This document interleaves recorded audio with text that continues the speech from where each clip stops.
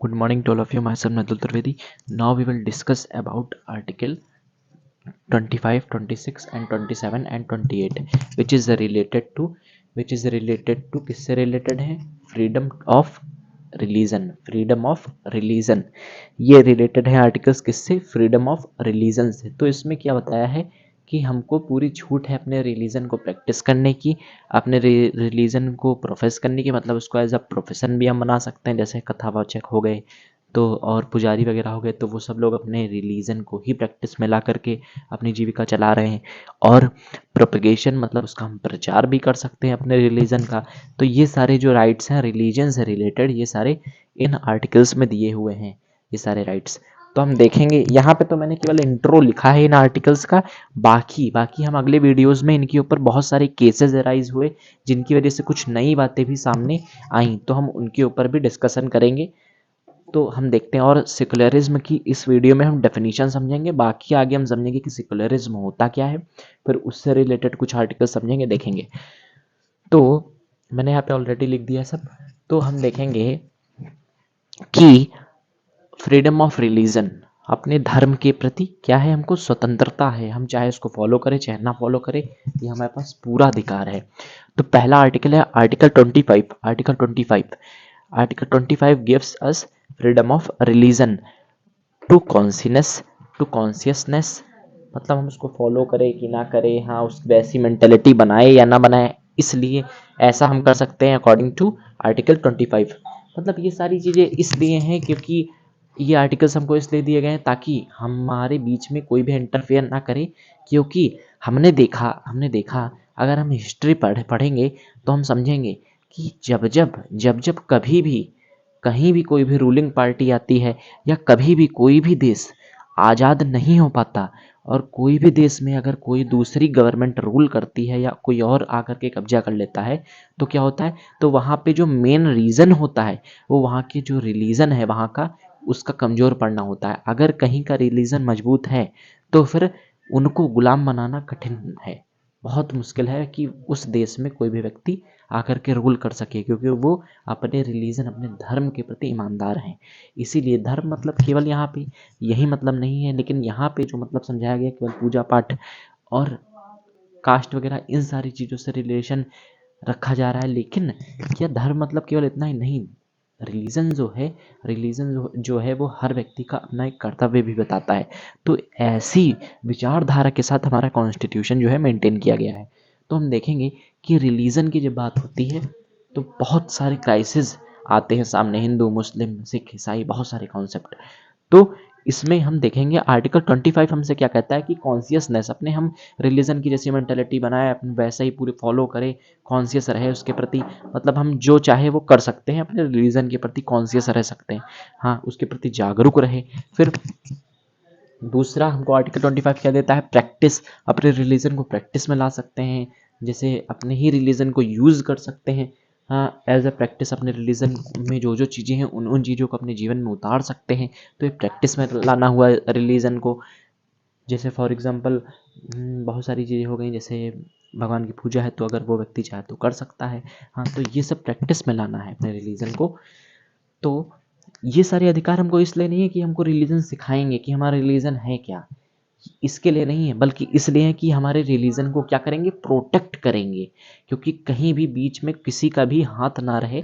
हाँ कि और भी जब हमने देखा कि कभी भी कोई भी रूलिंग पार्टी अगर आएगी, तो अगर कहीं से भी कोई भी हमारे देश पर रूल करता है, हमने देखा आज़ादी 1947 में हम आज़ाद हुए, वो क्यों आज़ाद हुए, क्योंकि उस समय हमारा जो धर्म था उस समय वो कमज़ोर पड़ रहा था, और जो ब्रिटिशियन थे उन्होंने ज़बरदस्ती अपने धर्म को यहाँ थोपा, जिसकी वजह से क्या हुआ, हमारा धर्म कमज़ोर हुआ और हम उनके क्या हो गए, गुलाम हो गए। इंडिपेंडेंट हम इसीलिए नहीं हो पाए क्योंकि हमारा उस समय धर्म गुलाम था। यदि हम उस समय रिलीजियस रूप से और अपने धर्म से ऊपर उठ करके, मतलब कि सभी लोग अपने अपने धर्म को मानते थे, लेकिन वो अच्छी बात थी, लेकिन एक सबसे बड़ा धर्म है वो है मानवता, तो उसको मान करके अगर हम रहे होते, हाँ तो फिर क्या होता, अपनी सोसाइटी को की भी हमने अपनी सोसाइटी में सब लोग अगर कंट्रीब्यूट करके रहे होते तो हम शायद इतनी बाद में 1947 में आज़ाद नहीं होते और पहले हो चुके होते आज़ाद। तो इसीलिए रिलीजन को प्रोटेक्ट करना बहुत ज़रूरी है।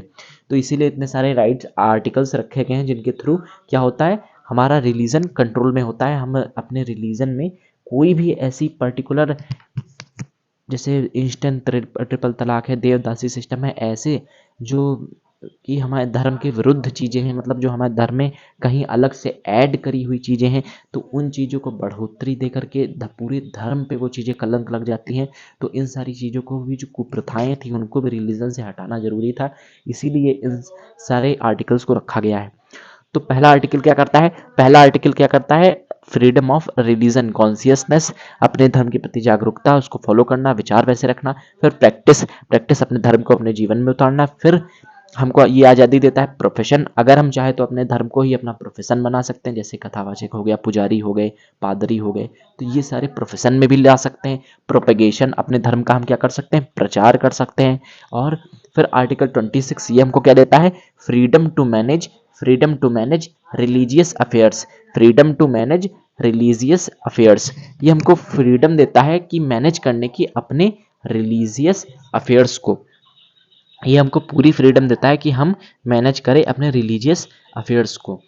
मतलब जो भी, जैसे अगर मान लिया हमारे धर्म के प्रति कोई कुछ कहता है तो हम उसको मैनेज कर सकते हैं। तो ये आर्टिकल 26 हमें राइट देता है। फिर आर्टिकल 27 हमको क्या राइट देता है, तो आर्टिकल 26 हमको क्या राइट देता है, freedom to manage religious affairs. Article 25 क्या, कॉन्सियसनेस हमको बताता है कि हम कॉन्सियस रहे अपने धर्म के प्रति, प्रैक्टिस में उसको ला सकते हैं, उसको चाहे तो अपना प्रोफेशन भी बना सकते हैं, प्रोपेगेशन, उसका प्रचार कर सकते हैं अपने धर्म का। फिर freedom to manage religious affairs, अपने रिलीजियस मैटर को, अगर कोई भी उसमें कंट्रीब्यूट होता है, अगर कोई भी तरह का अगर उसमें कॉन्फ्लिक्ट हो जाता है, तो हम क्या कर सकते हैं, अपने रिलीजन को मैनेज कर सकते हैं उस हिसाब से। फिर आर्टिकल 27, मतलब हम अपने धर्म में कुछ भी करें, हमको पूरी आज़ादी है, हाँ, लेकिन हमारी फ्रीडम तब तक है जब तक दूसरे की जो फ्रीडम है वो नष्ट ना हो। फिर आर्टिकल आर्टिकल 27 क्या है, आर्टिकल आर्टिकल 27 क्या है कि फ्रीडम टू पे टैक्सेस, फ्रीडम टू पे टैक्सेस, मतलब अगर हम चाहे तो अपन दान वगैरह भी हम दे सकते हैं अपने रिलीजन में, दान वगैरह देने की हमको पूरी छूट है अपने रिलीजन में। फिर article 28, freedom from religious instruction, freedom from religious instruction, freedom from religious instruction. तो freedom from religious instruction in educational institute, educational institute जो है उसमें, मतलब जैसे कि आर्टिकल 28 हमको राइट दे रहा है कि हम जो रिलीजियस इंस्ट्रक्शंस हैं उनको हम एजुकेशनल इंस्टीट्यूट में नहीं रखेंगे। अगर उसमें, जैसे एजुकेशनल इंस्टीट्यूट, जैसे इंग्लिश मीडियम स्कूल है, तो इन सब स्कूल्स में मतलब एक ही विचारधारा की, मतलब जैसे मान लिया कहीं पे इस्लाम ही फॉलो हो रहा है, कहीं पे हिंदुइज्म ही फॉलो हो रहा है, तो मतलब वहाँ पे धर्म से ऊपर उठ करके एजुकेशन दी जाएगी, वहाँ पे पर्टिकुलर एक धर्म को साधन नहीं बनाया जाएगा, ये कहने का मतलब है आर्टिकल 28 का, कि मतलब वहाँ पे नॉलेज सबको दिया जाएगा, अपने धर्म के चक्कर में किसी के साथ भी ये नहीं होना चाहिए कि उसकी हानि हो रही है, उसको उसके साथ कोई भी तरह का शोषण हो रहा है। तो ये सारी चीज़ें बंद करने के लिए आर्टिकल 28 को रखा गया कि एजुकेशनल इंस्टीट्यूट में रिलीजियस चीज़ें का ना प्रैक्टिस में आए बहुत ज़्यादा। फिर सेकुलरिज्म क्या होता है, अब हम ये समझेंगे कि सेकुलरिज्म क्या होता है। कि सेकुलरिज्म का मतलब होता है state can't enter in religion, state जो है, जो गवर्नमेंट है, वो एंटरफेयर ना करे रिलीजन में। तो इसी को हम कहते हैं सेकुलरिज्म, मतलब जो गवर्नमेंट है वो एंटरफेयर ना करे, गवर्नमेंट का अपना कोई रिलीजन नहीं होना चाहिए। जैसे बहुत सारी ऐसी कंट्रीज़ हैं, मैं नाम नहीं लूँगा, बहुत सारी ऐसी कंट्रीज़ हैं जहाँ पे क्या होता है, जैसे मान लिया इस्लामिक कंट्रीज़ हैं, तो वहाँ पे गवर्नमेंट खुद इस्लाम कंट्रोल में लाती है, पूरा गवर्नमेंट ही इस्लाम को मानती है। कहीं कहीं पे हिंदुज़्म ही कंट्रीज़ ऐसी हैं जहाँ पे केवल हिंदू को ही, मतलब जो गवर्नमेंट है वो खुद, मतलब वो जो वहाँ पे पर्टिकुलर लीडर बैठा है, जैसे पीएम है, प्रेसिडेंट है, तो वो तो कोई भी अपने धर्म का हो सकता है, लेकिन पूरे देश में उसी के अनुसार, जैसे इस्लामिक कंट्री है तो इस्लाम धर्म के यानी कुरान के अनुसार ही सारे चेंजेस ले आए। तो ये कहीं ना कहीं माना हाँ बहुत लोगों ने कि ये चीज़ें सही नहीं है। तो सेकुलरिज्म मतलब होता है कि जो स्टेट है, जो गवर्नमेंट है, वो धर्म से ऊपर उठ करके, मतलब उसका और रिलीजन से कोई वास्ता नहीं होना चाहिए, वो जो करे निरपेक्ष काम करे। तो ये कहने का यहाँ पे भाव था सेकुलरिज्म का। फिर तो सेकुलरिज्म जो है फर्स्ट टाइम आया था 1498 में, 1498 में मे बी, हाँ, फ्रांस में पहली बार आया था 1498 में। तो फिर means separation of state and religion, मतलब जो धर्म है और गवर्नमेंट है उसका ये क्या है, सेपरेशन होता है, उसको हम कहते हैं सेकुलरिज्म, की धर्म और रिलीजन, जो रिलीजन है, जो धर्म है, वो अलग है किससे, हमारी गवर्नमेंट से, उसको गवर्नमेंट ना प्रयोग में लाए। फिर it ensures no one shall be dominate on the grounds of religion, ये इंडिकेट करता है यहाँ कि कोई भी क्या हो, कोई भी व्यक्ति रिलीजन के ग्राउंड पे क्या हो, डोमिनेट ना किया जाए, मतलब कोई भी व्यक्ति को दुख ना हो, कोई भी व्यक्ति के साथ शोषण ना हो रिलीजन के, धर्म के नाम पे। तो इसी को हम कहते हैं सेकुलरिज्म, कि सेकुलरिज्म इंश्योर करता है, सेकुलरिज्म की वजह से धर्म के नाम पे जो डोमिनेशन होता है, किसी व्यक्ति का शोषण होता है, वो सब नहीं हो पाता है। Thank you, have a nice day, please take a screenshot.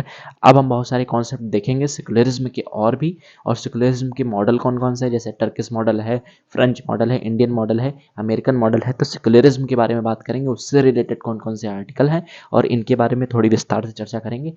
Thank you, have a nice day, please take a screenshot.